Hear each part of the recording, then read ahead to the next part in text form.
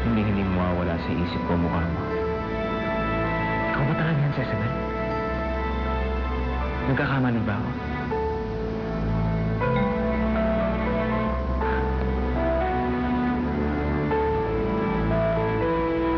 Ayan, balik! Ano? Ikaw na po!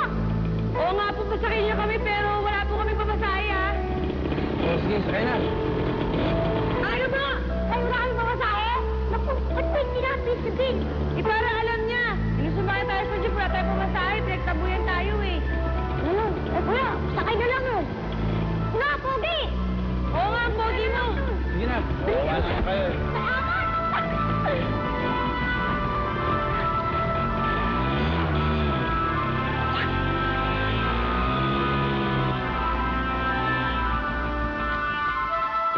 Ipinatawag na raw po ako, mahal na Reyna.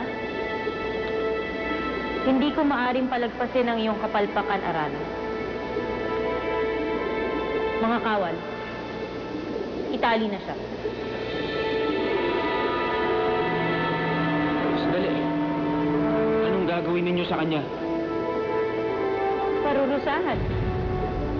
Kaya nakatakas ang Prinsesa Bergola dahil hindi na ginampanan ang kanyang tungkulin. Akin na ang aking sandata, Osaro.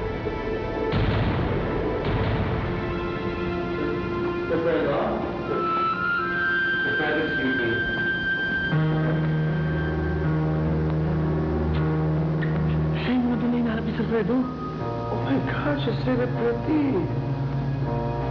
Ang tagal-tagal kitang hinanap. Pwede ba iwan niyo muna kami?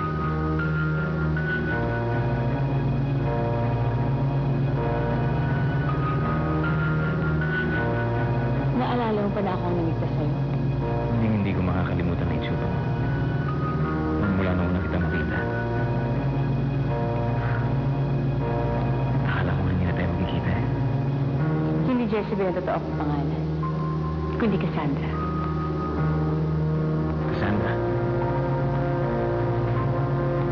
Cassandra. Cassandra.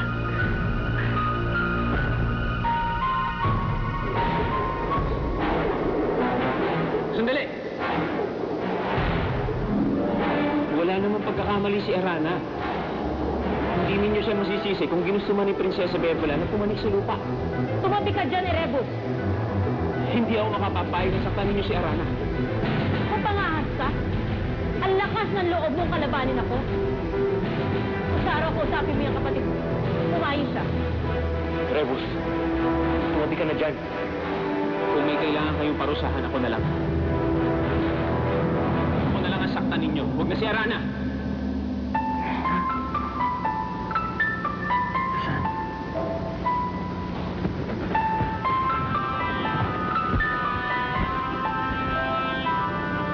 Sandra.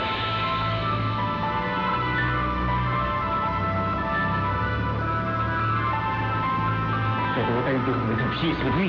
Teka. Sandali. Teka, huwag mo ko sinusunod. Ako ang nauna sa kanya. Sandra, let's go. Hindi. Sandra, you need to go with me. Gusto ko lang makilala ng mga kliyente. Sabik na sila makita ka. Hindi ako sasama sa'yo. Kung nasan si Fredo, doon ako. Ang layo ng lakbay ko para lang makapiling siya. Ngayon nakita ko na siya, hindi ko na siya pakakawalan.